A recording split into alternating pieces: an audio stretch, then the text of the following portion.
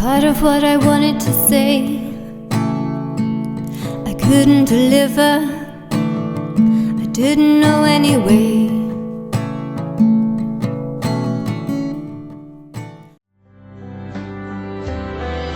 Such a bittersweet taste, such a perfect waste, oh, hiding in the back of my conscious state. Such a wonderful sound, such a beautiful way to hit the ground. I hear you call through the echoes of my mind.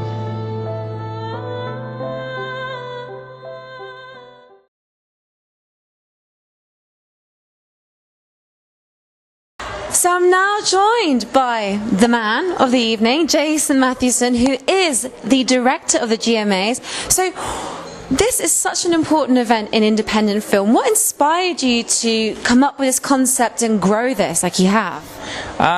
Okay, so well, first of all, they aren't here, unfortunately, this evening because they're filming in Italy right now. But my business partners and I, Marco Recalchi is the overall director of the Gold Movie Awards. I'm the director of events, and then we have Anthony Rielon as well, who is the director of submissions.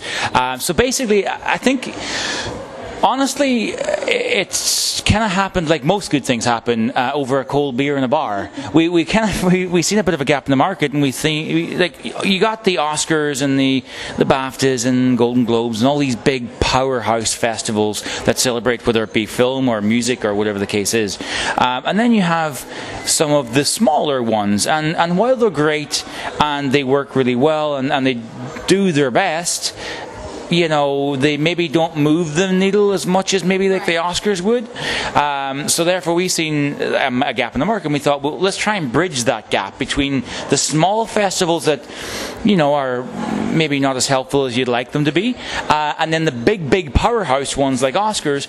Because, like, if you're a filmmaker and you think, okay, I made a movie, I feel like it's good enough to get recognition by these establishments, when you reach out to the Oscars, like, there's hundreds of staff, multiple departments. I mean, where do you even begin? Like, who do you send it to? How do you get it there? There is no direct submission. You have to win this, that, and the other. You have to screen your movie for at least a week in Los Angeles. You got to have press behind you.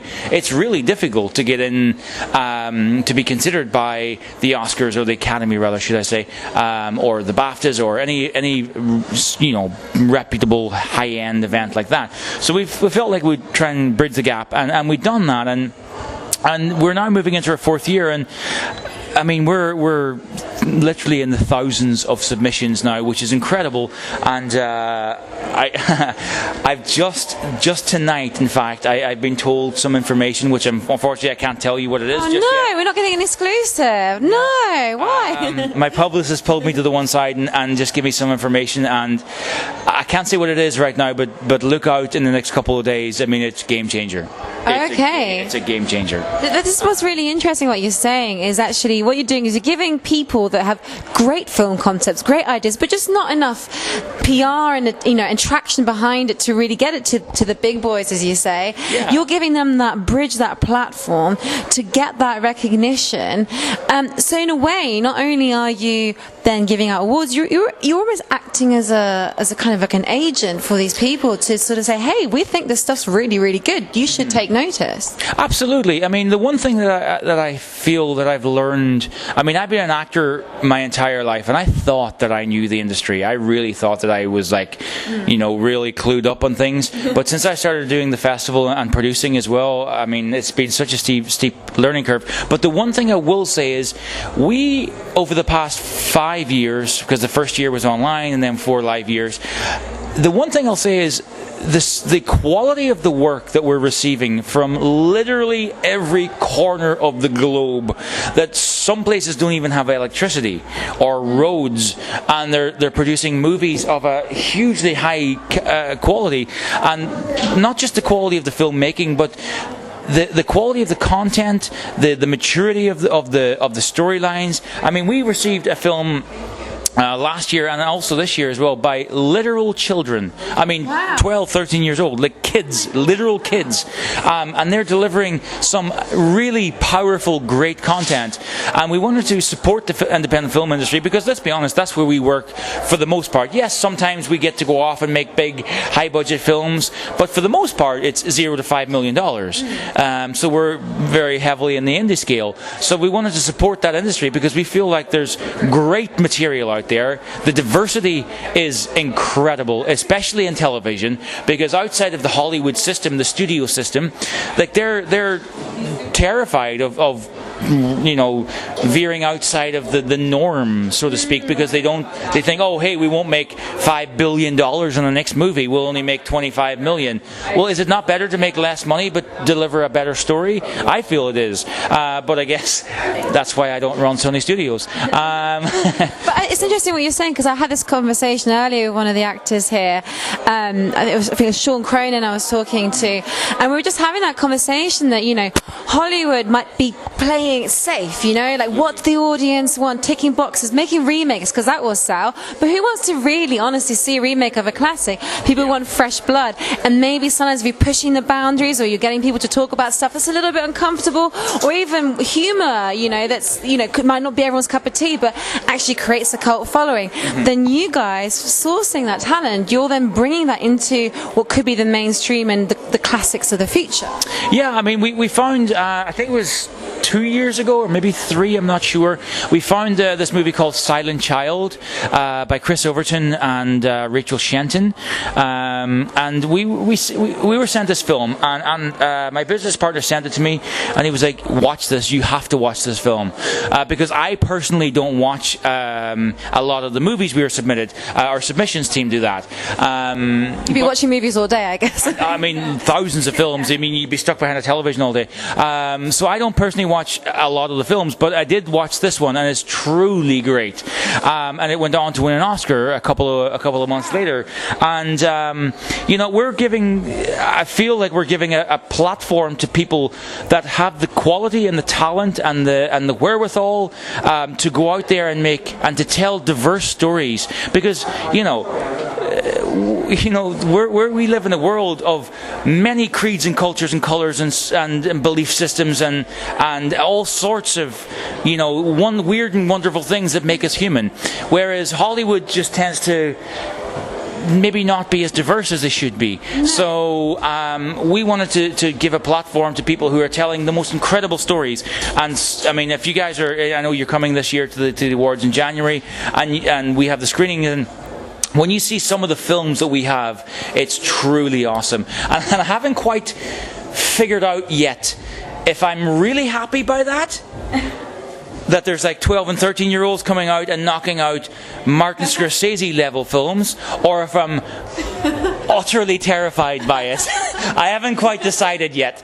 But either way, I'm happy that that really good content is being delivered, and we can promote not just British film, but independent film, regardless of where it comes from. I mean, we have things from Britain, France, Spain, Italy, all the normal places, but then we have things from like the hills of Tibet, and like, wow. yeah, honestly, places I didn't even realize had electricity, let alone the capacity to make a movie. What's beautiful about that as well is that actually people are being creative on limited resources, and sometimes when you don't have the budgets for things, you are forced to think in a way that is inventive. Absolutely. And then you're creating things where it's truly about the narrative and the art and connecting with people. And it's not saying, hey, we've got all the big VFX on board and all that stuff. We've just got a good story, and really Hollywood sometimes forgets this. Absolutely. I think like people forget that. Look, okay, if we be honest, the Marvel stuff and the DC stuff, they're great. They're fun. They're entertaining. You go there, you switch your brain off, and you watch a bunch of superheroes and munch popcorn for 90 minutes. Wonderful. But let's be honest, if you boil filmmaking right back down to its core, it's storytelling. Yeah. It's storytelling. And I feel like in the big Hollywood stuff, and even in the big budget stuff, that gets lost. And I done a film last 2 years ago now, directed by Michael Bay. It was the Transformers movie, and it is $750 million open end. Now, when you have that kind of money, I feel like the artistic integrity maybe suffers a little bit, because you can go, hey, just blow it up, or throw $1 million at it, or whatever. But if you have like 60 grand, or maybe like that's micro budget, but like let's say you have like $1.5 million or 2 million, that's a pretty decent indie level budget. If you have that, then you're going to have to figure out ways creatively around your problems, because you don't have the money to just throw money at it. So you got to figure it out. And I feel like necessity is the birthplace for creativity. And when you have the necessity to get over a problem, but you don't have the money to get past that, then you need to be creative, and to do that within the realms and the confines of your script, and to do that within the realms and confines of the characters within your film. And that's, I feel, where the real creative minds flourish and prosper. So the actual awards ceremony is happening in January. Indeed. When's it happening? Where is it? And how many categories and films are contending for these prizes? So we are going to be January 9th at the Regent Street Cinema, which is the oldest cinema on planet Earth. It's the birthplace of the only cinema that was older than it was destroyed during one of some war way back when. The Regent Street Cinema is the oldest remaining cinema on the planet, the birthplace of British cinema, the first place to ever play a movie, the Lumiere brothers, back in 1856. So that's going to be the venue for the event, which has been our venue for the last 3 years. As I said, January 9th, we have 23 categories across all platforms of film, from best actor, director, editing, script, sound, etc. And we got some amazing people coming. We got some really big names, and it's going to be a good time. Yeah. Well, thank you so much for speaking to us this evening, and I absolutely look forward to seeing all these different people that are applying, really, or submitting rather. There we That's go. the right word. There we go. Submitting. The thesaurus, in my head, submitting all these films, and it's exciting times. So thank you very much. Thank you guys for being here, and we look forward to having you at the GMAs. And now it's time to let the proverbial hair down and have a good time. Yeah.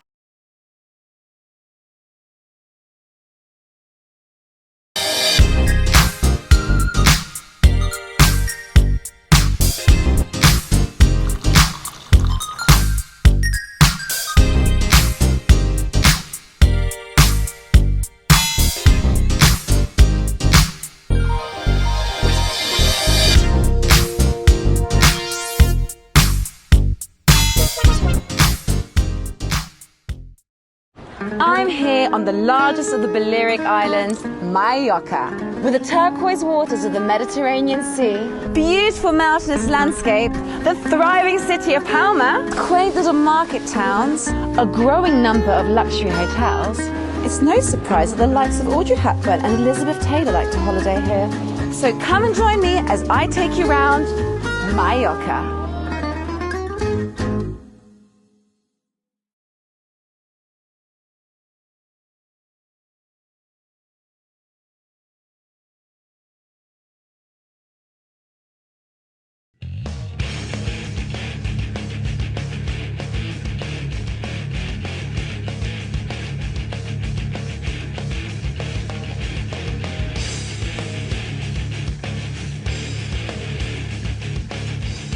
Thank you for watching The Fan Carpet. If you like this video, be sure to click that thumbs up button at the bottom of your screen.